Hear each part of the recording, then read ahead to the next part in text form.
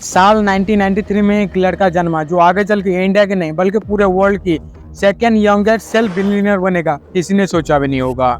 ये कहानी है रितेश अग्रवाल की, जो अभी के टाइम पे ओयो के सीईओ हैं। रितेश अग्रवाल का जन्म 16 नवंबर 1993 में ओडिशा के विषमकटक में हुआ था और इनका बचपन गुजरा ओडिशा के टिटलागढ़ में। रितेश अग्रवाल अपनी स्कूल कंप्लीट करते हैं सीक्रेट हार्ट स्कूल, जो कि ओडिशा के रायगढ़ जिले में है। और स्कूल कंप्लीट करने के बाद ये चले जाते हैं Delhi Indian school of future में एडमिशन भी ले लेते हैं। एडमिशन लेने के बाद वो स्कूल छोड़ देते हैं क्योंकि लाइफ को लेके उनका कुछ और ही मकसद था। वो तो पढ़ाई में ठीक ठाक थे लेकिन उनका बिजनेस में बहुत ज़्यादा इंटरेस्ट था।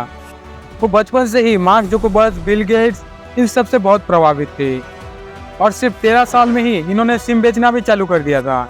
इसके अलावा रितेश अग्रवाल को घूमना भी बहुत अच्छा लगता था। वो देश के अलग अलग जगह घूमना जाया करते थे और अपनी ट्रैवल की एक्सपीरियंस से ही उन्होंने एक बात नोटिस करी कि ट्रैवल करने के दौरान बहुत सी समस्या का सामना करना पड़ता था।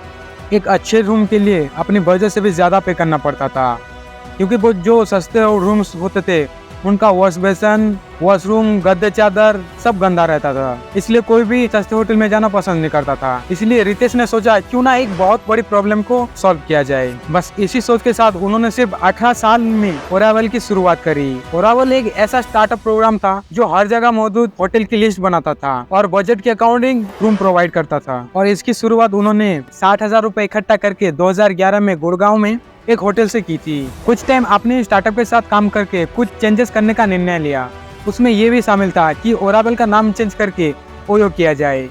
उसके बाद रितेश ने हर वो होटल से पार्टनरशिप की जो अच्छे लोकेशन पे हो, जिसको रिवाइवल के लिए एक सहारे की ज़रूरत हो। और इसकी वजह से ओयो ने अपनी ज़बरदस्त ब्रांडिंग भी करी क्योंकि ओयो के सर्विसेज से कस्टमर बहुत ज़्यादा खुश थे। तो टाइम के साथ साथ और भी होटल जुड़ने लगी। जैसे जैसे ओयो के साथ होटल जुड़ने लगी तो ओयो भी लोकल एरिया में पहुंचने लगा था। क्योंकि आरामदायक रूम के साथ वो कस्टमर का हर फैसिलिटी का ध्यान रखते थे, तो कस्टमर उनके प्रति आकर्षित होना ये लाजमी है। कस्टमर को खुश देखते रिलेटेड रितेश अग्रवाल की शानदार रणनीति को देखते हुए light speed adventure partner, DSG consumer partner, Sequoia Patel और ग्रीनो कैपिटल के द्वारा उनको $मिलियन का फंडिंग मिली और इससे रितेश को और काम करने का मौका मिला। वो अपनी स्टार्टअप की पूरे देश में ग्रो पर ध्यान दिया, लेकिन इसके साथ वो कहीं कंट्रोवर्सी के शिकार भी हुए। उन पर फ्रॉड, चीटर का एलिगेशन भी लगाया गया और बहुत बड़े बड़े फाइन भी देने को पड़े। वहीं दूसरी तरफ उनकी सफलता से प्रभावित होकर पूर्ण सेसल 2020 के अकॉर्डिंग उनको सेकेंड यंगेस्ट सेल्फ बिलियनियर के रूप में प्रेजेंट किया गया। ओयो की शुरुआत गुड़गांव से करने के बाद रितेश अग्रवाल ने पूरे देश में 4000 होटल के साथ और 160 सिटीज में लॉन्च किया और आज के टाइम पे ये 4000 से बढ़कर 17,000 हो चुका है और 160 सिटीज से सीधा 800 सिटीज तक पहुंच चुका है। ओयो रूम सिर्फ इंडिया में लिमिटेड नहीं रहा, वो अभी के टाइम पे 80 कंट्री में अवेलेबल है और आज के टाइम पे ओयो वर्ल्ड के टॉप हॉस्पिटैलिटी में गिना जाता है। और इसकी इतनी तेज़ी से ग्रो करने का कारण आम जनता की बहुत बड़ी प्रॉब्लम को सॉल्व करती है। इसकी वजह से वर्ड ऑफ माउथ के कारण आज इतनी पॉपुलर है, जो कि रितेश अग्रवाल के हार्डवर्क और इनोवेशन का नतीजा है।